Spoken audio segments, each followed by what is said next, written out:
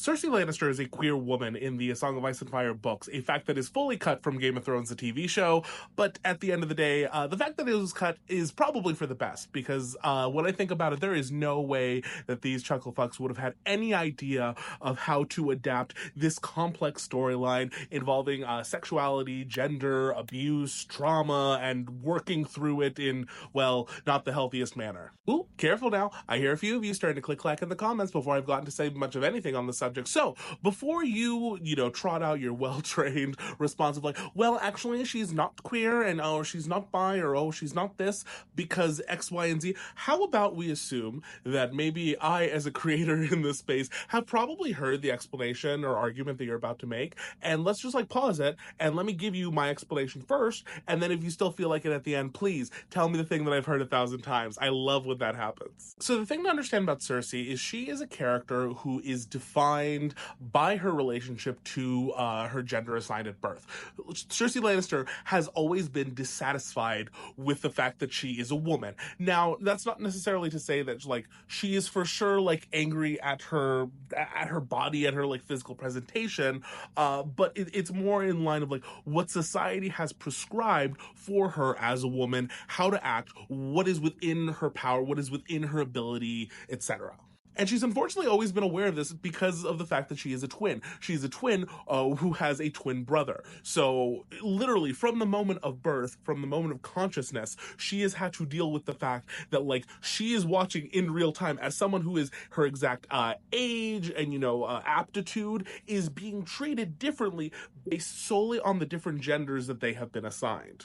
And Cersei is pissed about it. She does not like the difference, and she notices it right away. She really envies and kind of resents Jaime at times for the way that he is able to have a freedom that she isn't. And I would argue that this is probably the impetus for some of the toxicity in that relationship, because when she does get him to kind of do what she wants him to do from time to time, it's almost as if like it's a correction of like what society has taken from her. So she's like trying to like almost like flip the narrative and like take more power from this person that society has deemed to like get more power generally. Again, it's not healthy, it's not great, but like she's figuring shit out. But as the years progress, of course, these societal norms, these difference in gender and how gender is treated, push her and Jaime further and further apart. Eventually, Jaime is off squiring in places, and she's left alone with, the company of other young girls who she has never much cared for. Now, as time progresses, an interesting wrinkle enters the chat.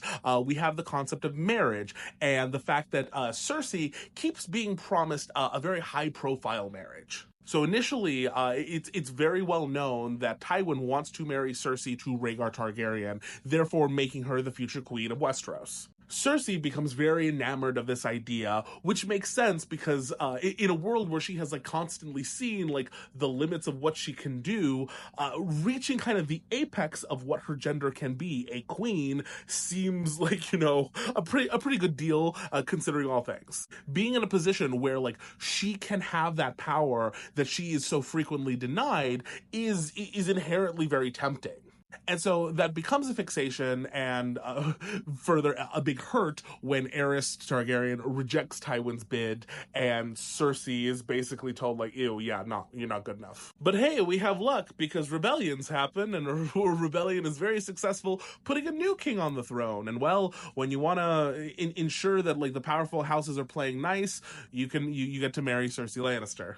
But of course, things aren't as simple as that, because yes, Cersei has now kind of achieved this goal. She has reached the apex of the amount of power that she can have as a queen, and then realizes that there are still limits on that because her husband is now the king. And this king can and will do whatever he wants with her. And he does. Robert, canonically, is very abusive to Cersei. He hits her, he assaults her, both like physically and sexually, and it's horrifying.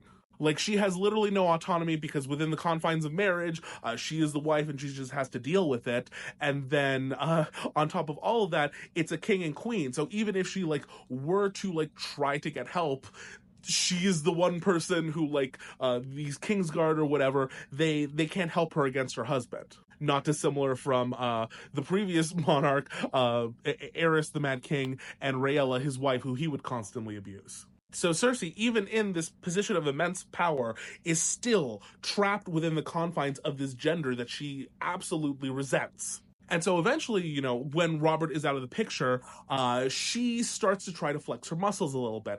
She struggles at first because there's still Tyrion to deal with initially when he's Hand of the King, and then Tywin when he becomes Hand of the King again, all like still putting those constraints on her, still trying to tell her what to do, as she like gets more and more frustrated that like no matter who she kind of gets out of the way, there's always another man there to be able to like subdue what should be kind of like unlimited power, considering she's the fucking queen. But finally, in Feast for Crows, she gets her wish. All the guys are dead. She's literally in charge, and boy, is it sad to watch.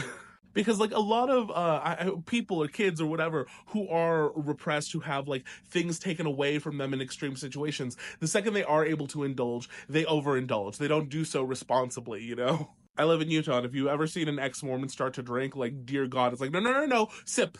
You don't need to do 12 shots. Not necessary. I get it. It's new. You weren't allowed before, and you're allowed now, and so you're like trying stuff, but like, let's do so responsibly, please. That's Cersei Lannister. But what becomes very interesting about this is like now that she is, unbound, she's unrepressed, she can kind of do whatever she wants. We find Cersei kind of starting to experiment with power, and then not only with power, but with like gender specifically and sexuality. So over the course of A Feast for Crows, Cersei develops a relationship with a lady named Taena of Myr, or Taena Merryweather.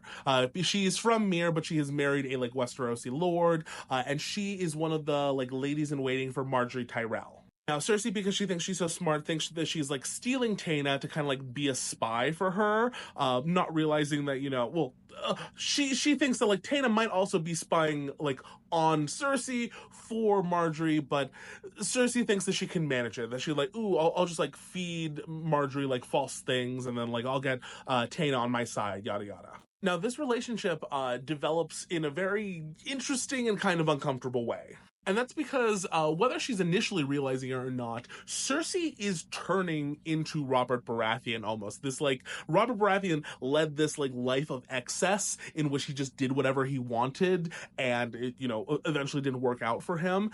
And Cersei, in her like quest to experience this newfound like unbound power, is starting to do the same thing and starting to kind of turn to him. And at the times that she like notices it, she kind of embraces it, which leads to one of the most uncomfortable sex scenes in the A Song of Ice and Fire book series, in my opinion. And it's a queer sex scene with Taena and Cersei. So Taena is acting as like a bed warmer for Cersei. That's like a very common thing where like someone like shares your bed so you like stay warm at night. And in the midst of it, because they are naked, Cersei wants to experiment and basically see like, what would it be like to feel like Robert Baratheon? Because Robert would at times basically force himself into her bedroom and decide that they were going to have sex then, whether she wanted to or not. And so she wants to feel what that power feels like. And so her and Taena engage in this very rough sex scene where Cersei is in charge, but is being like too rough, is being like hurtful to the point where like Taena is in pain for parts of it. Now Cersei eventually like ends it and doesn't like get much like physically out of it. She doesn't like being within that like role that Robert has. She didn't like taking her pleasure, as she like calls it, in the way that he did. It just didn't do anything for her. And a lot of people like to use that as an excuse to say that like Cersei isn't actually queer, despite the fact that she's like exploring her sexuality with a woman. And that's dumb, frankly, because you're ignoring the greater context of what was going on in that scene, and that is that she was essentially cosplaying as Robert. And it's specifically her inhabiting that specific role that she did not like. And so it isn't so clear-cut of a situation that we can make a judgment call of like whether she is bisexual or not, because there were so many other layers to that encounter that have to be unpacked and haven't been yet. But from what we do know, she didn't send Taena away in disgust. She continues to sleep in the same bed with her. And while we don't know whether they engaged in sex again, we do know that the thing that Cersei did decide is that I don't like being like Robert. I don't like being in the abusive role. Thank you everyone for watching, and I hope you have a good night. Goodbye.